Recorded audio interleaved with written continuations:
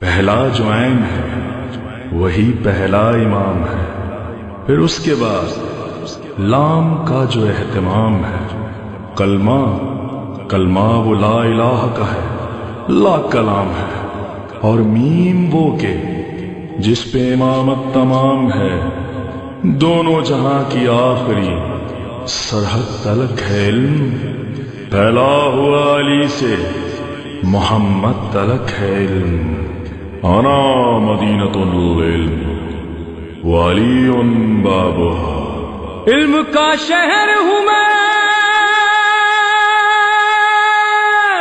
علم کا شہر ہوں میں، اور علی ہے دروازہ، انا مدینۃ العلم وعلی بابها، انا مدینۃ العلم وعلی بابها، علم کا شہر ہوں میں اور علی ہے دروازہ، انا مدینۃ العلم وعلی۔ اعوذ باللہ من الشیطان الرجیم، بسم اللہ الرحمن الرحیم، الحمد للہ رب العالمین، وصلی اللہ علی محمد وآلہ الطاہرین۔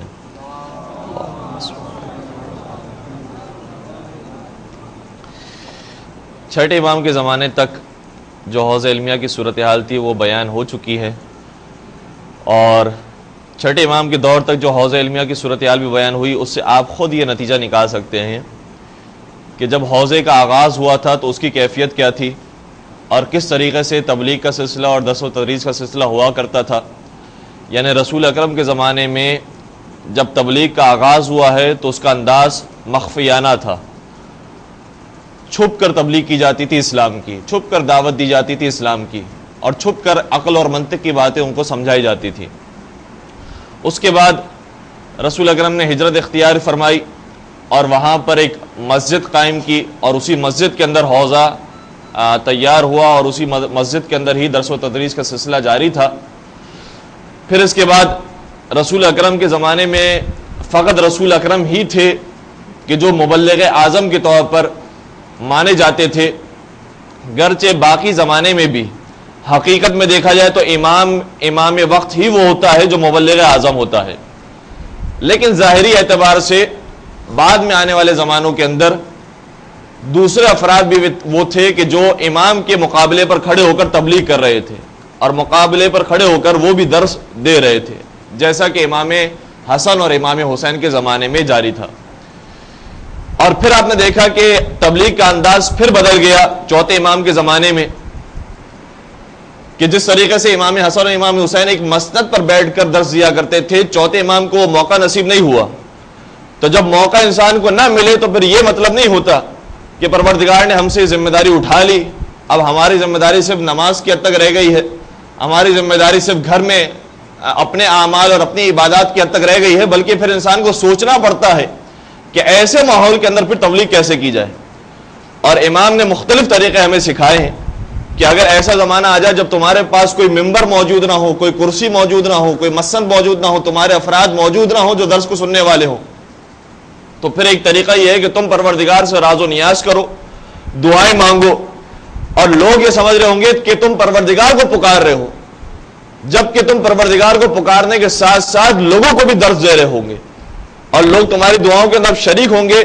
تو خدا سے مثلاً یہ دعا کرو کہ پروردگارہ ہمیں صراط مستقیم کی طرف ہدایت فرما، تو دعا تو خدا سے مانگی جا رہی ہے، لیکن ساتھ ساتھ لوگوں کو بھی سکھایا جا رہا ہے کہ صراط مستقیم پر تمہیں آنا ہے، یا یہ کہ ہمیں حقیقی علم حاصل کرنے کی توفیق عطا فرما۔ تو یہ خود بخود دعا کے اندر اشارہ دیا جا رہا ہے کہ بعض دوسرے مقامات پر تو تمہیں علم مل رہا ہے، لیکن وہ جعلی علم ہے، وہ جعلی احادیث ہے، وہ جھوٹی احادیث ہے، اور صحیح احادیث جس در سے مل رہی ہے اس در سے مانگنے کی توفیق عطا فرما۔ تو راستہ بھی بیان کیا جا رہا ہے اور دعا بھی مانگی جا رہی ہے۔ اسی طریقے سے امام، چونکہ اس زمانے کا کلچر یہ تھا کہ غلاموں اور کنیزوں کو خریدا جا سکتا تھا، لہذا یہ کام کیا اور ایک سال کے اندر پھر آزاد کر دیا تربیت کر کے۔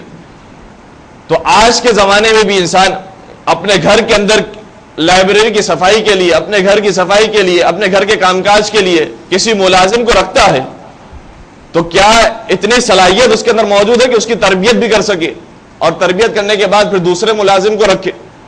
آج وہ غلام و کنیز والا دور نہیں ہے، لیکن ملازمت کا دور تو آج بھی ہے۔ آج بھی کام کرنے والوں کو، صفائی کرنے والوں کو اپنے گھر پر یا اپنے ادارے میں بلایا جاتا ہے، تو یہ طریقے بیان کر رہے ہیں چوتھے امام اپنے حالات کے حساب سے. اور پھر پانچویں امام کو مسجد ملی اور چھٹے امام نے اس مسجد کو بہت زیادہ بڑھایا اور بہت بڑی تعداد میں شاگردوں میں اضافہ ہو گیا. اور چھٹے امام ہی کے زمانے میں زیادہ کام ہوا ہے اصول 400 اس کے لکھنے پر. یہ کیا چیز ہے اس کے بارے میں تھوڑی سی وضاحت اور اس کے بعد 7 امام کا دور.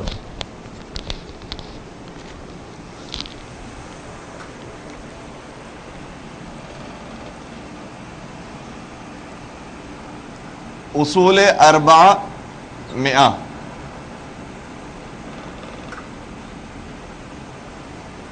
آپ اہل علم افراد ہیں اور عربی زبان جانتے ہیں اور 400 سے مراد آپ جانتے ہیں کہ اس سے مراد 400 کا فگر ہے. اصول سے مراد کیا ہے؟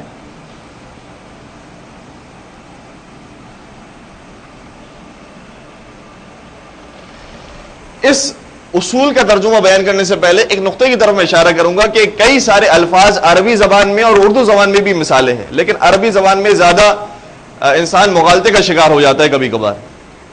وہ یہ ہے کہ ایک ہی لفظ کے کئی معنی ہوتے ہیں اور آپس میں کوئی اس کا تعلق بھی نہیں ہوتا. عربی زبان کے اندر یہ خصوصیت ہے کہ اس کا ایک لفظ کے کئی معنی ہو سکتے ہیں اور اس کا تعلق آپس میں ممکن ہے کوئی نہ ہو. اور اس کے اندر لفظ عین کی مثال پیش کی جاتی ہے کہ ایک عین اس سے مراد آنکھ ہے اور اسی لفظ عین سے مراد پانی کا چشمہ بھی ہے. تو پانی کے چشمے کا آنکھوں سے کیا تعلق ہے؟ اور اسی طریقے سے اسی عین سے مراد مشہور یا معروف انسان بھی ہے کہ یہ آیان کے اندر شمار ہوتا ہے، یہ مشہور لوگوں میں شمار ہوتا ہے. اور اسی عین سے مراد عینک بھی ہے. تو ایک ہی لفظ ہے لیکن اس کے متعدد معنی ہے. اسی طریقے سے عربی زبان میں ایک اور لفظ بھی ہے، اردو زبان میں آنے کے بعد اس کا ترجمہ بہت بدل گیا. وہ لفظ ہے لفظ مرحوم. اگر کسی کے بارے میں کہا جائے کہ فلاں صاحب مرحوم ہے تو اس کا مطلب عربی زبان میں ہوگا کہ ان کے اوپر پروردگار کی رحمت ہو اور ان کے ساتھ پروردگار کی رحمت شامل ہو. لیکن کتنا برا محسوس ہوگا جب کسی کو کہا جائے کہ آپ مرحوم ہیں. اور لفظ ملعون جو اس کے مقابلے پر ہے، عربی زبان میں ملعون کا مطلب ہے کہ وہ شخص جس سے رحمت پروردگار دور ہو جائے اسے کہا جاتا ہے ملعون. لیکن اگر اردو زبان میں کسی کو ملعون کہہ دے تو وہ گالی کے مترادف ہوگا. ایک فحش بکی گئی ہے، مغلظات میں سے شمار ہوتا ہے لفظ ملعون. تو لفظ ایک ہی ہوتا ہے، اس کے معنی بعد میں جا کر مختلف ہو جاتے ہیں، بدل جاتے ہیں. لفظ اصل اور اس کی جمع لفظ اصول. ایک اصل کا مطلب ہوتا ہے قاعدہ، قانون. اور پھر اسی طریقے سے علم فقہ کے اندر، علم اصول کے اندر اصالت طہارت اور اصالت برات اور اصالت استصحاب اور اصالت حلیت، یہ سارے لفظ وہ ہیں جو قانون کے معنوں میں استعمال ہوتے ہیں کہ اصل کا مطلب وہاں پر قانون یا قاعدہ ہے. لیکن یہاں پر لفظ اصل سے مراد ہے کتاب یا نسخہ. اور اس سے اصول 400 سے مراد ہے 400 کتابیں یا 400 نسخے. لیکن بعد میں لکھے جانے والی کتابوں کو کتاب ہی کہتے ہیں، اس کو اصل کوئی نہیں کہتا. لیکن اس زمانے میں لکھی جانے والی کتاب کو اصول کہا جاتا ہے. اس لیے علماء بیان فرماتے ہیں کہ اس اصول کے اندر ایک خاصیت یہ بھی ہے کہ اسے معمولی کتاب نہ سمجھا جائے، بلکہ وہ کتاب کہ جس کی احادیث بلا واسطہ یعنی ڈائریکٹ امام معصوم سے راوی نے سنی ہو اور پھر اور اپنی کتاب میں لکھی ہو. اس سے پہلے بھی راوی موجود تھے، رسول اکرم سے حدیث سنا کرتے تھے، ائمہ اطہار سے حدیث سنا کرتے تھے. لیکن عام طور پر راوی ایسے ہوتے تھے جو صرف سنتے تھے، لکھتے نہیں تھے. الحمدللہ آپ کی طرح کے نہیں تھے جو سننے کے بعد فوراً لکھنے کا کام بھی انجام دے. لیکن چھٹے امام کے زمانے میں بطور خاص شاگردوں کا انداز یہ بن گیا تھا کہ شاگرد جو چھٹے امام بیان کرتے تھے فوراً سے لکھ لیتے تھے. تو یہ ایسے راوی ہیں جنہوں نے امام معصوم سے بات سنی اور پھر اپنی ہی ڈائری کے اندر، اپنی ہی نوٹ بک کے اندر فوراً سے لکھ دی. اور جب وہ نوٹ بک آگے آنے والی نسلوں میں منتقل ہوئی تو ان کے پاس جو کتابیں ہیں اس کے اندر صرف یہ لکھا ہوگا مثلا کہ جیسے کہ کتاب زید یا اصل زید، زید کی کتاب کو اٹھایا اس نے اور دیکھا کہ لکھا ہوا ہے قال جعفر ابن محمد علیہ السلام. تو قال جعفر ابن محمد علیہ السلام اس لیے لکھا ہوا ہے کیونکہ یہ کتاب اس کی ہے کہ جس سے ڈائریکٹ سنا ہے چھٹے امام سے یہ جملہ، اس کو مزید راویوں کے نام لکھنے کی ضرورت نہیں ہے. لیکن اگر وہ کوئی روایت نقل کرتا ہے رسول اکرم سے تو پھر اسے لکھنا پڑے گا کہ میں نے اس سے سنا، اس نے اس سے سنا، اس نے اس سے سنا، اس سے مثلا عبداللہ ابن عباس سے سنا اور اس نے رسول اکرم سے سنا. تو وہ کتاب کے جس کے اندر راویوں کا سلسلہ بیان ہو اسے اصل نہیں کہتے. اصل اس کتاب کو کہتے ہیں کہ جس کے اندر راوی نہ ہو، راوی خود ڈائریکٹ امام سے سنے اور اپنی کتاب میں لکھے، اسے کہتے ہیں اصل. یہ ایسی کتاب ہے. اور یہ بھی کہا جاتا ہے کہ اس طرح کی کتابیں 400 سے زیادہ تھی، لیکن اس زمانے کے علماء تشیع نے تقریباً 400 کتابوں کو قبول کیا کہ 400 کتابیں وہ ہیں کہ جو اعتبار کے قابل ہیں، قابل اعتبار اور قابل اعتماد ہیں. لہذا 400 کی تعداد بن گئی. ان کتاب کی ایک اور خصوصیت یہ تھی کہ کتاب صاحبان کتاب یا صاحبان اصل کے نام پر ہوتی تھی.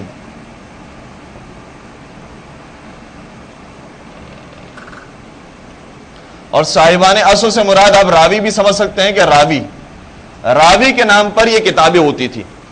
آج اگر ہم مارکیٹ میں جاتے ہیں کوئی کتاب لینے کے لیے تو عام طور پر ہم موضوع بیان کرتے ہیں کہ مثلا تاریخ اسلام کے موضوع پر فلاں شخص کی ہمیں کتاب چاہیے، یا عقائد کے موضوع پر فلاں شخص کی کتاب چاہیے، تفسیر قرآن کے موضوع پر فلاں شخص کی کتاب چاہیے. تو موضوعات بیان ہوتے ہیں اور اس کے بعد نام آتا ہے مؤلف کا. لیکن یہ کتابیں وہ تھیں کہ جس میں موضوع نہیں لکھے تھے، عنوان کوئی نہیں تھا، بلکہ کتاب کا نام ہی ہوتا تھا کہ جو راوی کا نام ہوتا تھا. مثلا کتاب زید یا کتاب محمد یا کتاب عبداللہ، تو کتاب کا نام ہوتا تھا کتاب زید، زید ابن مثلا علی، زید ابن ثابت یا کوئی بھی، ان ناموں پر مشتمل تھی. اور موضوعات اس کے اندر ایک نہیں تھے بلکہ مختلف قسم کے موضوعات تھے. یہ بھی تیسرا بلکہ چوتھا نقطہ کہ ایک ہی کتاب کے اندر مختلف موضوعات بیان ہوتے تھے.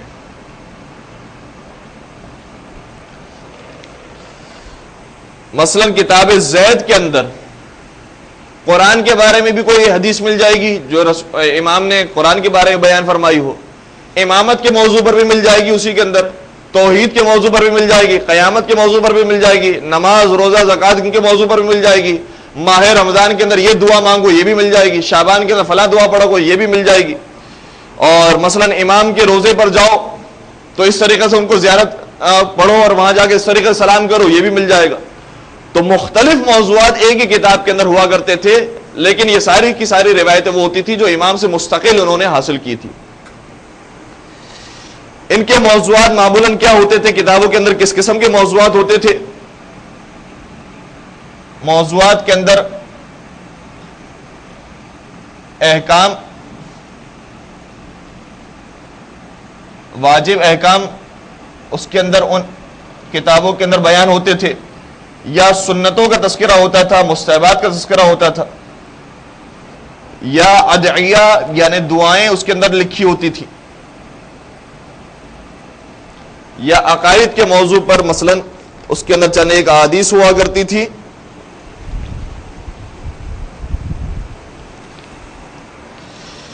اور اسی طریقے سے اخلاقی موضوعات پر مثلا وعظ و نصیحت کی باتیں اس کے اندر، کلمات حکمت اس کے اندر موجود ہوتے تھے، اور کچھ قرآن مجید کی آیتوں کی تفاسیر بھی ان کتابوں کے اندر لکھی گئی تھی.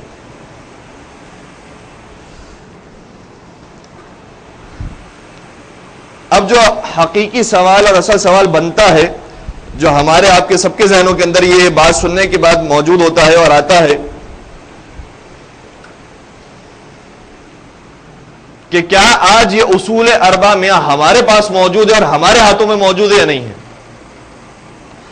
تو افسوس کے ساتھ کہنا پڑتا ہے کہ ظالم حکمرانوں کے مظالم کی وجہ سے جہاں انہوں نے افراد کو شہید کیا وہیں کتابوں کو بھی انہوں نے شہید کر دیا اور جلا دیا گیا. بہت ساری لائبریریز ہماری جل گئی, جس کی وجہ سے اصل اصول اربع میں یہ ہمارے پاس موجود نہیں ہے.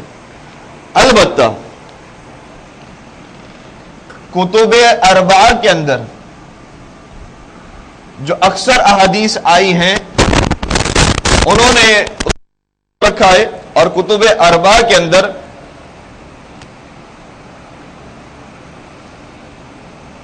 راویوں کے سلسلے کے ساتھ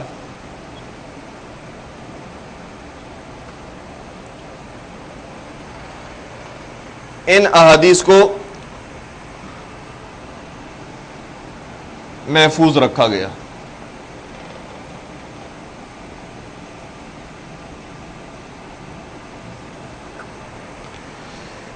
جس طریقے سے عرض کیا کہ اکثر اس کے اندر جو کتابیں لکھی تھیں وہ چھٹے امام کے شاگردوں نے لکھی, لیکن اس کے علاوہ ساتویں امام کے شاگردوں نے بھی اس کے اندر حصہ لیا, ان کی کتابیں بھی شامل ہیں. 8ویں امام, 9ویں امام, 10ویں امام, 11ویں امام, ان کے شاگردوں نے بھی یہ کتابیں لکھی. تو ایسا نہیں کہ صرف اور صرف چھٹے امام ہی کے شاگرد تھے, بلکہ سلسلہ آگے بڑھتا رہا.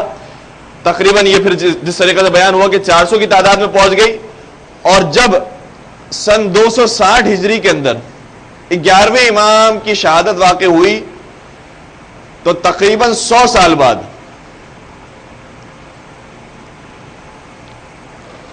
بلکہ 100 سال کے اندر اندر کتب اربعہ کا ایک بہت بڑا حصہ پہلے ہی تیار ہو چکا تھا. یعنی 100 سال کا فاصلہ لگا ہے. 260 ہجری تک اصول اربعہ میاں ہمارے پاس موجود تھی, پھر اس زمانے میں وہ مفقود ہو گئی, ناپید ہو گئی, اور پھر جب شیخ کلینی اور شیخ صدوق اور شیخ توسی علیہم الرحمہ نے جب اپنی کتابیں لکھی تو اس کے اندر راویوں کے سلسلے کے ساتھ پھر دوبارہ سے ان اصول اربعہ میاں کو اپنی کتابوں میں لکھا. اس طریقے سے پھر یہ اصول محفوظ رہے. بلکہ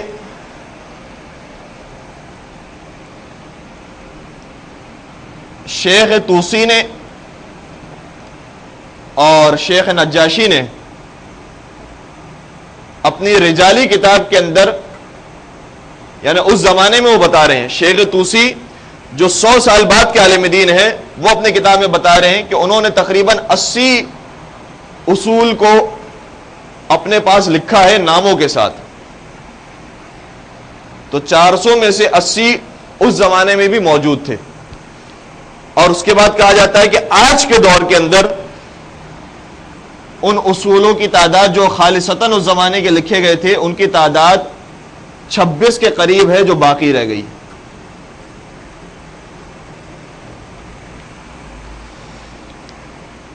یہ اس زمانے کے لوگوں کا کام کہ جو آج تک جاری رہا, اور واقعاً کسی کے کام میں پروردگار اتنی برکت دیتا ہے کہ انہوں نے اتنے سال پہلے جو کام کیا تھا 1400 سال بعد یا 1200 سال بعد آج وہ ہمارے کام آ رہا ہے. اور انہی احادیث سے ہم سارا لے رہے ہیں. چھٹے امام ہی کی احادیث ہیں, وہ چھٹے امام کی احادیث ہم تک کیسے پہنچی؟ ان کتابوں کے ذریعے, پھر ان کتابوں سے ان کتابوں کے ذریعے, اور ان کتابوں سے دوسری کتابوں کے ذریعے ہم تک وہ احادیث پہنچی ہے.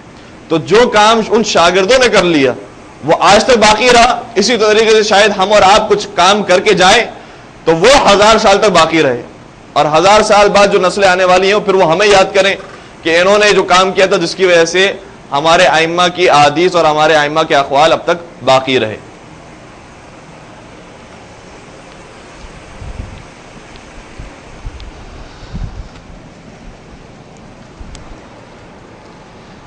ایک اور چیز, یہ نور کا جو سافٹ ویئر جس کا بار بار حوالہ دیا جا رہا ہے, انہوں نے کئی سارے سافٹ ویئر شائع کیے ہیں جس کی اکثریت عربی اور فارسی زبان پر مشتمل ہے. بلکہ کہا جا سکتا ہے 99% وہ سافٹ ویئر عربی اور فارسی زبان کے ہیں. اس میں ایک سافٹ ویئر کا نام ہے جامع الاحادیث. جامع الاحادیث کے سافٹ ویئر میں کتاب موجود ہے اور اس کتاب کا نام ہے کتاب السرائر. السرائر یہ لکھی گئی ہے کتاب ابن ادریس ہلی نے,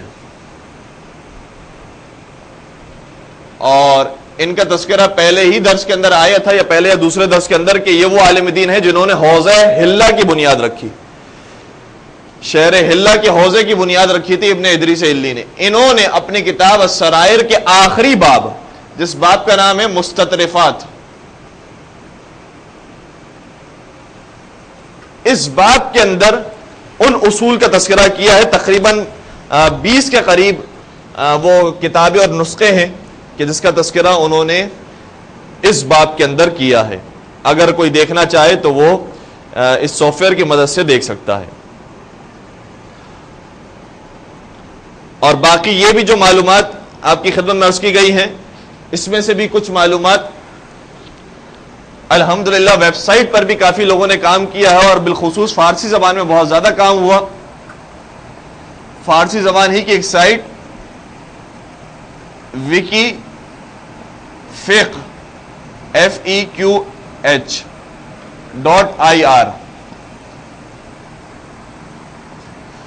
وکی فقہ.IR کے اندر یہ معلومات موجود ہیں. اگر اصول اربعہ میاں کا لفظ لکھیں گے تو اس سائٹ پر یہ معلومات آپ کو مل جائیں گی. اس کے علاوہ خود ویکیپیڈیا کی جو سائٹ ہے فارسی زبان میں, اس میں بھی یہ معلومات انشاءاللہ دستیاب ہوں گی.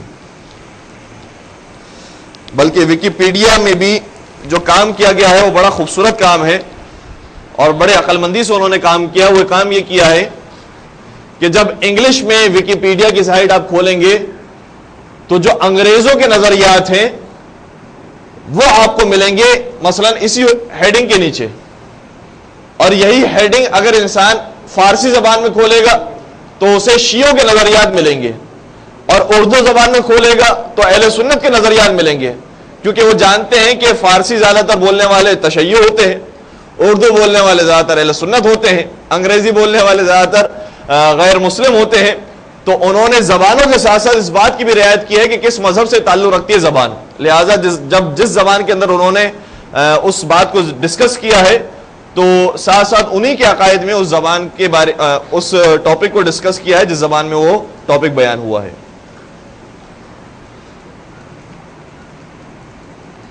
اس کے بعد زمانہ شروع ہوتا ہے ہمارا اور آپ کے مولا آقا امام موسیٰ کاظم علیہ الصلوۃ والسلام کا زمانہ.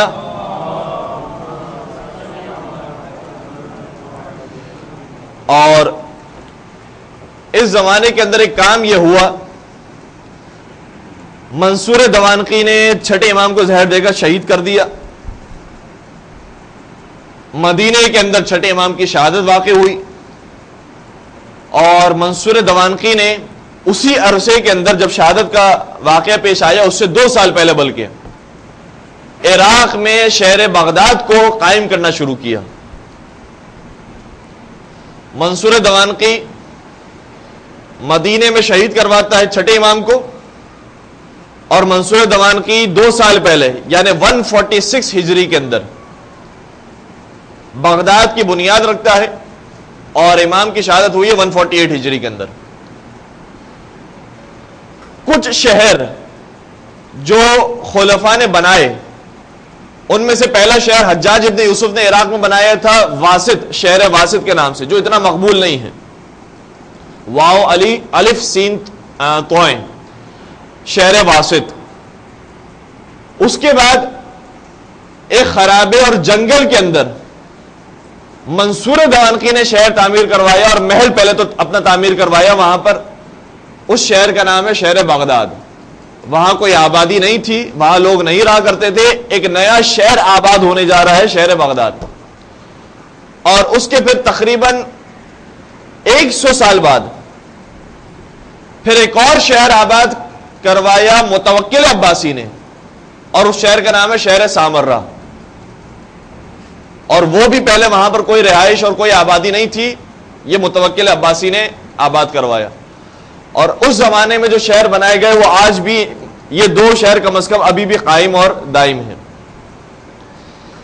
منصور دوانقی نے جو شہر بغداد تعمیر کروایا، تھوڑی سی بغداد کی ہسٹری اور اس کے بعد پھر ساتھ امام کے جو علمی خدمات اور کارنامے ہیں وہ انشاءاللہ بیان ہوں گے۔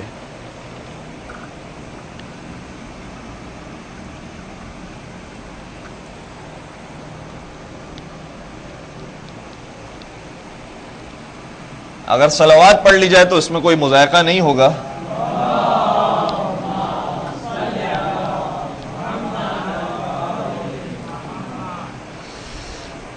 شہر بغداد کی بنیاد رکھی منصور دوانقی نے۔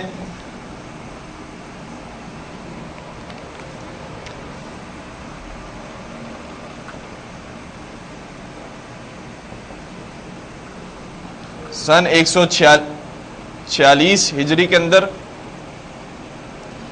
اور بنیاد رکھنے کی وجہ کیا تھی؟ سب سے پہلے تو اس نے اپنا محل تعمیر کروایا۔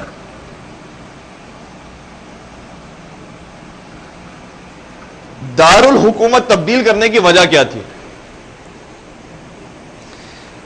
اس سے پہلے جو حکومت ہوتی تھی وہ کوفے کے اندر ہوا کرتی تھی، لیکن منصور دوانقی نے کوفے کو بدل کر بغداد کی طرف آ گیا اور بغداد میں چاہ کے وہاں پر اپنی حکومت جاری رکھے۔ اس کی وجہ یہ تھی، اپنا محل تعمیر کروانے کی وجوہات اب بیان ہو رہی ہیں۔ پہلی وجہ یہ ہے کہ کوفے کے اندر شیعان حیدر کرار رہتے ہیں، اور جب یہ شیعوں کے اماموں کو قتل کرے گا، شیعوں پر ظلم کرے گا، تو کیسے ممکن ہے کہ شیعہ خاموش رہیں؟ اور وہ قیام کریں گے، اور جب وہ قیام کریں گے اور کوفے کے اندر اگر اس کی حکومت ہوگی تو حکومت ختم ہو جائے گی، حکومت نابود ہو جائے گی، پھر کسی اور کی حکومت قائم ہو جائے گی۔ لہذا اس نے کوفے کو چھوڑ دیا اور بغداد کی طرف چلا گیا کہ اب کوفیوں پر جتنا ظلم کرتا رہے، کوفی کھڑے ہوں گے، لیکن کہاں کھڑے ہوں گے؟ کوفے کے اندر کھڑے ہوں گے۔ ایک وہاں کا وزیر تبدیل ہو جائے گا، دوسرا گورنر آ جائے گا، دوسرا تبدیل ہوگا، تیسرا آ جائے گا، لیکن ہماری حکومت تو قائم رہے گی، ہماری سلطنت باقی رہے گی۔ تو کوفے والوں سے بچنے کے لیے بغداد کی طرف گیا۔ دوسری وجہ یہ کہ شام کا انتخاب بھی نہیں کیا، کیونکہ شام مرکز ہے بنی امیہ والوں کا، اور منصور دوانقی کے بھائی صفا نے، بلکہ خود منصور نے مل کر بھی، صفا اور منصور نے مل کر خود اور اپنے چچا کی مدد سے بنی امیہ کے جتنے سردار تھے اور جتنے حکمران اور امیر موجود تھے ان کو چن چن کر قتل کیا تھا۔ جیسے کہ ہم شیعوں کے بارے میں اور شیعوں کے امیروں کے بارے میں سنتے ہیں کہ ان کو قتل کرنے والے بنی عباس کے لوگ تھے، بنی امیہ والوں کو بھی انہوں نے نہیں چھوڑا، اور بنی امیہ کے جتنے سردار تھے ان کو قتل کیا ہے بنی عباس والوں نے۔ تو کیسے ممکن ہے کہ شام کے اندر قائم کر سکے؟ بنی امیہ والے قیام کریں گے اور اس کی حکومت ختم کر دیں گے۔ تیسری وجہ یہ کہ روم جو کافر ملک ہے وہ بھی کوشش کر رہا ہے کہ اپنی حکومت کو بڑھائے اور مسلمانوں کی حکومت سے جو آپس کی لڑائیاں ہیں اس سے فائدہ اٹھائے اور ان کی حکومت کو ختم کرے۔ تو بغداد کا علاقہ، بغداد کا شہر وہ ہے کہ جو روم سے دور ہے، کوفے کے مقابلے میں بغداد زیادہ دور ہے روم والوں سے۔ لہذا روم والے اگر حملہ کرنے کی بھی کوشش کریں گے تو پہلے وہ آہستہ آہستہ دوسرے شہروں کو فتح کریں گے اور پھر باری آئے گی بغداد کی۔ تو جب تک بغداد کی فوجیں کھڑی ہو جائیں گی اور آسانی سے ان کا مقابلہ ہو سکے گا۔ چوتھا کام اس نے یہ کیا کہ دریائے دجلہ کا پانی کاٹ کر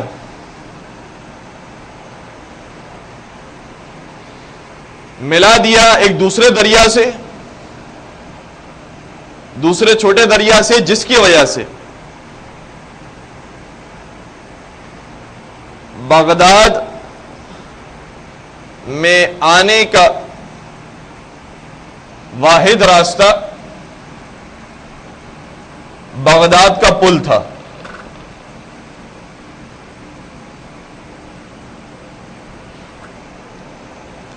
بغداد مثلاً یہاں پر اگر قائم ہے اور دریائے دجلہ کا پانی یہاں سے بہتا ہے تو اس پانی کو کاٹ کر لے کر آیا دوسرے دریا تک، اور دوسرے دریا سے ملایا، تاکہ اب جو بھی بغداد آنا چاہے وہ مجبور ہو، جو ہم نے پل قائم کیا ہے اسی پل سے ہوتا ہوا بغداد میں داخل ہو اور منصور دوانقی سے ملاقات کرے، اس کے محل میں اور منصور دوانقی سے ملاقات کرے۔ آج بھی جو آپ دیکھتے ہیں پاکستان کے اندر وزیر اعظم اور صدر اور جتنے بڑے بڑے ادارے، انہوں نے ریڈ زون قائم کیا ہوتا ہے کہ کوئی بھی آنا چاہے تو پہلے اسے کئی ساری چیکنگ سے گزر کر پھر ہمارے پاس وہ آ سکتا ہے، ورنہ آسانی سے ہر ایک نہیں آ سکتا۔ اور اب تو ریڈ زون کی حالت اور بھی بری ہے کہ جس میں کنٹینرز بھی کھڑے کر دیے گئے۔ تو جو کام آج کے دور کے حکمران کر رہے ہیں وہ ان سے سیکھا ہوا کام ہے کہ جو انہوں نے پہلے کیا تھا کہ اگر کوئی ہم پر حملہ کرنا چاہے تو وہ پہلے اتنی مشکلات سے گزر کر پھر وہ ہم پر آئے، اور جب تک وہ ہم پر پہنچے گا وہ ہم اس سے پہلے اپنی پوری تیاریاں مکمل کر چکے ہوں گے۔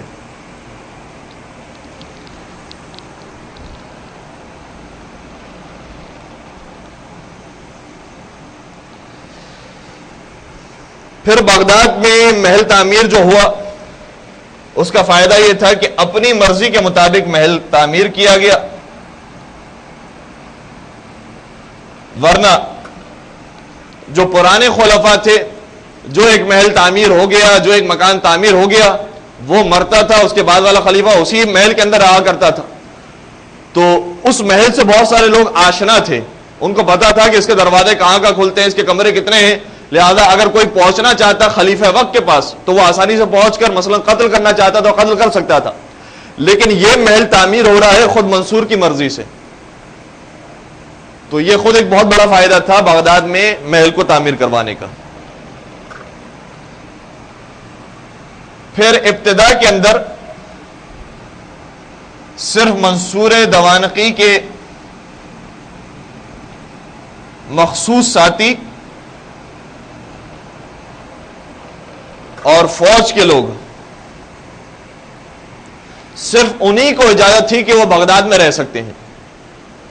بغداد میں سکونت اگر اختیار کرنی ہے تو صرف یہ افراد اختیار کر سکتے ہیں۔ جس طریقے سے اسلام آباد جب بنایا گیا تو اسلام آباد میں جب بنایا گیا تھا تو اس وقت صرف بڑے بڑے وزراء وہاں پر رہا کرتے تھے اور رہ سکتے تھے، اور فوج رہ سکتی تھی، اس کے علاوہ اور کوئی نہیں رہ سکتا۔ تو ابتدا میں جب بغداد کو بنایا گیا تو اس کی صورتحال بھی یہ تھی، اور پھر جو آج صورتحال ہے اسلام آباد کی کہ عام افراد بھی وہاں پر جا سکتے ہیں اور وہاں پر رہ سکتے ہیں، اور انہوں نے بھی گھر خرید لی ہے۔ اسی طریقے سے بغداد میں پھر آہستہ آہستہ تاجروں نے گھر خریدنا شروع کیے، کاروباری لوگوں نے گھر خریدنا شروع کیے، عام مسلمانوں نے، پھر اس کے بعد علماء نے، پھر آہستہ آہستہ بغداد کے شہر ایک بڑا شہر بن گیا جس کے اندر دوسرے افراد بھی رہا کرتے تھے۔ اور کہا جا سکتا ہے کہ آج جو کراچی کی صورتحال ہے کہ جس کے اندر ہر قسم کے افراد موجود ہیں، پھر آہستہ آہستہ بغداد کی صورتحال بھی ویسے ہی بن گئی۔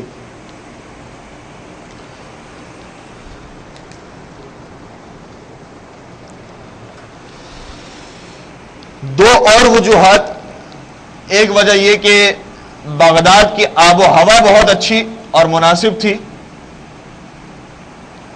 اور یہ اس زمانے میں بہت زیادہ دیکھا جاتا تھا۔ کیوں؟ کیونکہ اس زمانے میں ایئر کنڈیشنر نہیں لگے ہوئے، اس زمانے میں پنکھے نہیں لگے ہوئے، اس زمانے میں لائٹ نہیں ہے، تو اس زمانے میں جو کام کرنا ہے وہ قدرت کے آسرے پر کرنا ہے۔ تو جس علاقے میں آب و ہوا اچھی ہوتی تھی وہاں پر عام طور پر حکمرانوں کی کوشش ہوتی تھی اور مالدار لوگوں کی کوشش ہوتی تھی کہ وہاں پر جا کر سکونت اختیار کریں۔ تو یہ بغداد کا شہر نسبتاً باقی عراق کے شہروں کے مقابلے میں زیادہ ٹھنڈا شہر ہے، متوسط شہر ہے، مناسب شہر ہے رہنے کے لیے، لہٰذا اس شہر کا انتخاب کیا گیا۔ اور پھر آخری بات یہ کہ اس شہر کو تعمیر کرنے کی وجہ سے منصور دوانقی نے اپنے جاہ و جلالت اور قدرت کا بھرپور اظہار کیا۔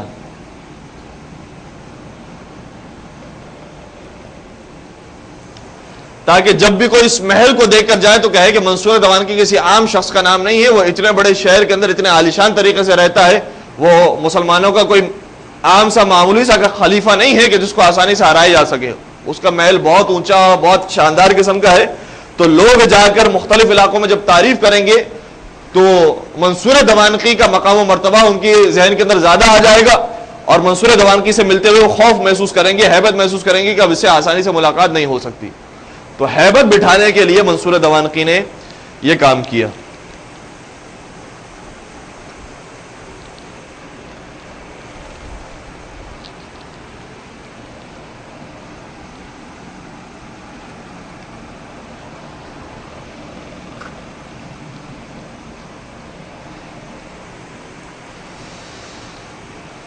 اب اس کے بعد بغداد کو جب بنایا گیا ہے تو بغداد کی بنیاد اس طریقے سے رکھ دی گئی اور اس میں آنے والوں کی تعداد اس طریقے سے بڑھنے لگی کہ پھر ہمارا حوزہ مدینے سے منتقل ہوتا ہوتا ایسے ایسے بغداد کی طرف چلا گیا. گرچہ یہ ایک اور نقطہ بھی ہے کہ جتنے بھی ائمہ تھے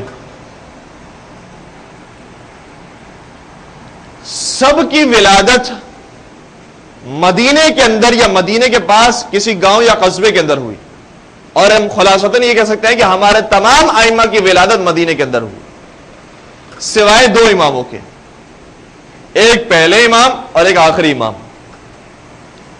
پہلے امام کی ولادت سب جانتے ہیں کہ خانہ کعبہ میں, اور آخری امام کی ولادت ہوئی سامرہ میں. ان کے درمیان جتنے بھی امام آئے, دوسرے امام, تیسرے امام, چوتھے امام, پانچویں امام, ساتویں امام کے بارے میں کہا جاتا ہے کہ ان کی, بلکہ یقیناً ان کی ولادت روایتوں کی روشنی میں ابوا کے مقام پر ہوئی کہ جو مکہ اور مدینہ کے درمیان تھا.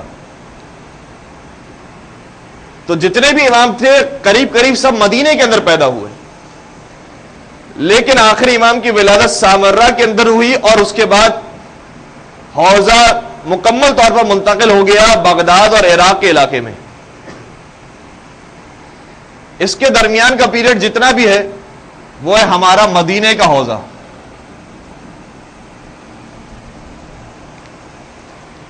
اور آہستہ آہستہ یہ ہمارا مدینے کا حوزہ منتقل ہو گیا بغداد کی طرف. دوسری طرف ہم ایک فہرست لکھ رہے ہیں کہ جو بغداد میں آنے والے خلفاء تھے وہ کتنے عرصے کے لیے رہے, اور اس سے پھر ایک نتیجہ.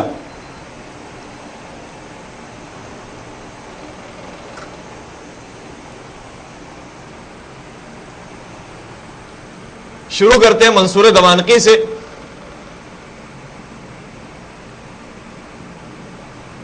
منصور دوانقی سن 136 ہجری کے اندر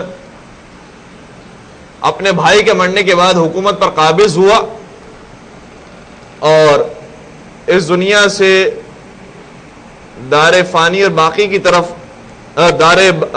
طرف روانہ ہوا سن 158 ہجری کے اندر. اس کے بعد دور ہے اس کے بیٹے مہدی عباسی کا, اور اس کی حکومت باقی رہے 169 ہجری تک. اس کے بعد مہدی کے بیٹے کا دور ہے جس کا نام ہے ہادی,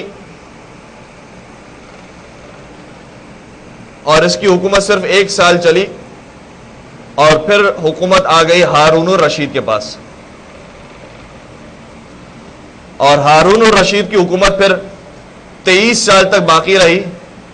193 ہجری کے اندر اس کا انتقال ہوا. اس کے بعد پھر امین کے پاس حکومت گئی اور 5 سال اس نے حکومت یا 4 سال حکومت کی. 198 ہجری کے اندر اس کی حکومت ختم ہوئی, اور پھر آئی ہے مامون کے پاس حکومت اور وہ قائم رہی 218 ہجری تک.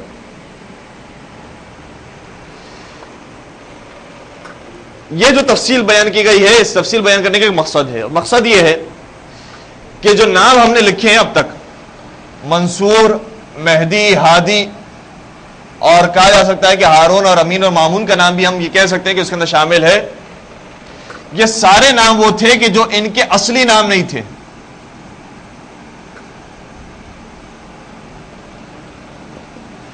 نام ان کے کچھ اور ہوا کرتے تھے, لیکن جب یہ حکومت پر آ جاتے تو اپنا نام اور اپنا لقب تبدیل کر دیتے ایسے القابات پر. اور یہ سارے کے سارے القابات وہ ہیں جو وہ جانتے تھے کہ یہ اس شخص کے القابات ہیں کہ جو دنیا میں عدل و انصاف قائم کرے گا. تو سب اسی آسرے میں اور اسی اعتبار کرتے ہوئے کہ بھائی یہی عدل و انصاف قائم کرے گا, اور اس کا نام منصور ہے, یا اس کا نام مہدی ہے, اور اس کا نام ہادی ہے. تو اس اعتبار سے بھی لوگوں کے دل و دماغ کے اندر تھوڑی سی محبت پیدا ہوتی ہے, نرمی پیدا ہوتی ہے کہ خدا نخواستہ یہی عدل و انصاف قائم کرنے والا ہے.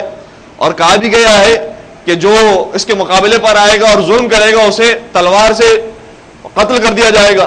تو یہ جو تلوار سے قتل بھی کر رہا ہے وہ عدل و انصاف قائم کرنے کے لیے قتل کر رہا ہے. اس لیے کسی اعتبار سے خاموش رہتی تھی عوام کہ کہیں ایسا نہ ہو کہ یہی وہ ہو فرزن کہ جس کے بارے میں کہا گیا ہے کہ عدل و انصاف قائم کرے گا، کیونکہ سب کے سب وہ تھے کہ جو حضرت عباس یعنی رسول اکرم کے چچا کی اولاد سے تھے، اور رسول اکرم کے چچا کی اولاد یعنی وہ سادات میں سے شمار ہوتی ہے، اور انہوں نے احادیث سے مطلب نکالا کہ رسول اکرم نے فرمایا تھا کہ ہماری نسل سے ہوگا، ہماری نسل سے مراد یہ ضروری نہیں کہ رسول اکرم کی خود نسل سے ہو، بلکہ ان کے چچا کی اگر نسل سے بھی ہے تو بھی کوئی اس کے اندر مذائقہ نہیں ہے۔ تو یہ سب کے سب ہیں جناب عباس کی نسل سے،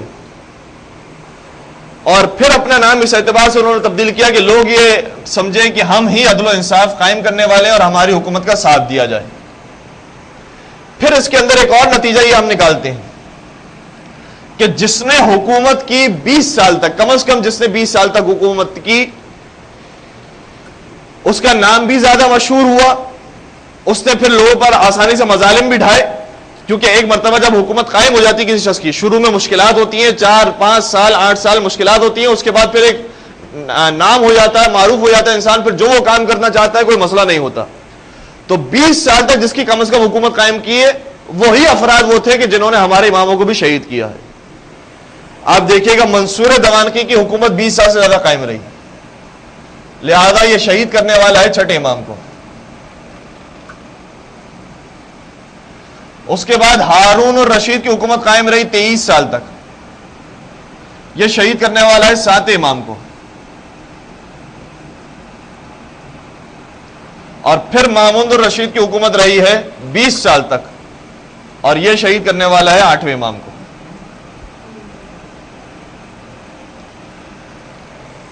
تو جب نام ہو جاتا ہے تو پھر کوئی اقدام کرنا اور بڑا اقدام کرنا حکومت کے لیے آسان ہو جاتا ہے، اس لیے پھر انہوں نے بڑے بڑے اقدامات کیے اور ہمارے اماموں کو شہید کیا۔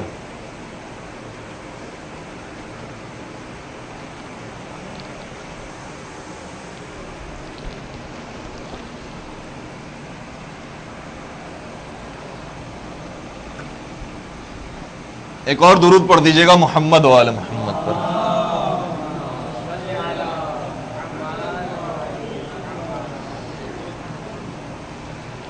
اب دور شروع ہوا 7 امام، امام موسیٰ کاظم علیہ السلام کا، اور اتفاق سے ہماری کلاس کا وقت مکمل ہو گیا ہے۔ والسلام علیکم ورحمۃ اللہ وبرکاتہ۔